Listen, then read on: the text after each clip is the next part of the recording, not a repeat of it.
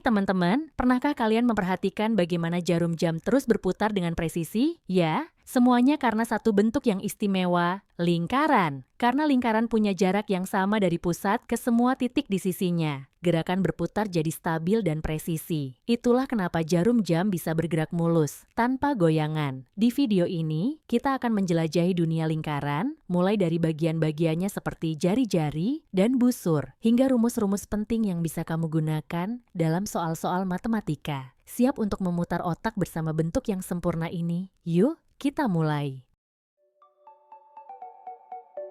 Dalam matematika, lingkaran adalah tempat kedudukan titik-titik pada bidang datar yang berjarak sama terhadap satu titik tetap. Titik tetap itu kita sebut titik pusat yang diberi tanda huruf P. Dan jarak dari titik pusat ke tepi lingkaran, itu namanya jari-jari diberi tanda huruf R. Ada 3 rumus penting yang harus kamu ingat tentang lingkaran. Luas lingkaran, rumusnya Pi dikali R kuadrat. Keliling lingkaran, rumusnya 2 kali Pi kali R, dengan Pi bernilai 3,14 atau 22/7.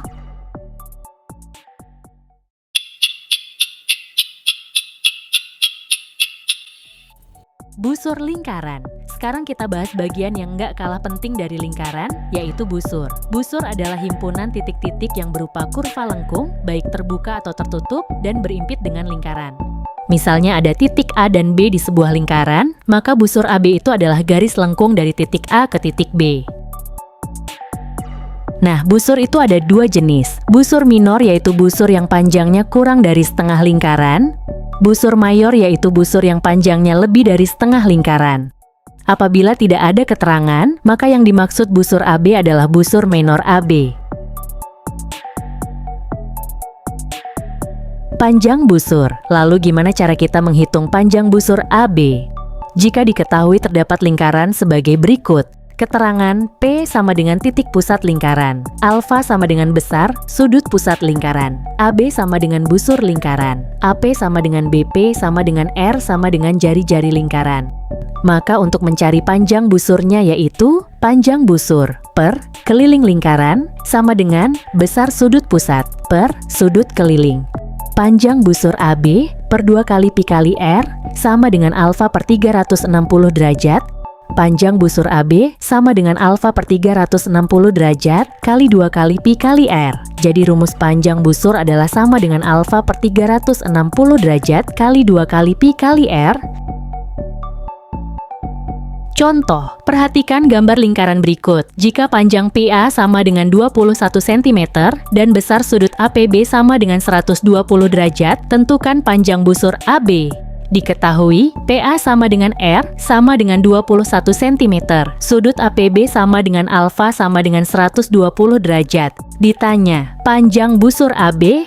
Penyelesaian, panjang AB sama dengan alfa per 360 derajat kali 2 kali Pi kali R sama dengan 120 per 360 derajat kali 2 kali Pi. 22/7 kali 21. Ruas atas dan bawah dapat sama disederhanakan dengan dibagi 120.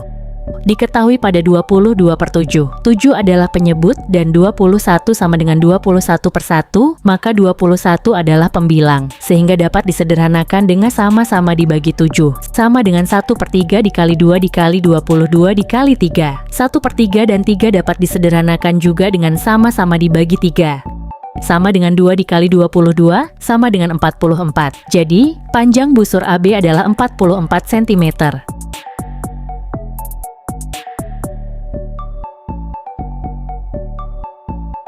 Dari materi tadi, kita sudah belajar bahwa lingkaran adalah kumpulan titik yang berjarak sama dari satu titik pusat. Rumus yang perlu diingat, luas lingkaran sama dengan Pi kali R kuadrat. Keliling lingkaran sama dengan 2 kali Pi kali R. Panjang busur sama dengan alfa per 360 derajat kali 2 Pi R.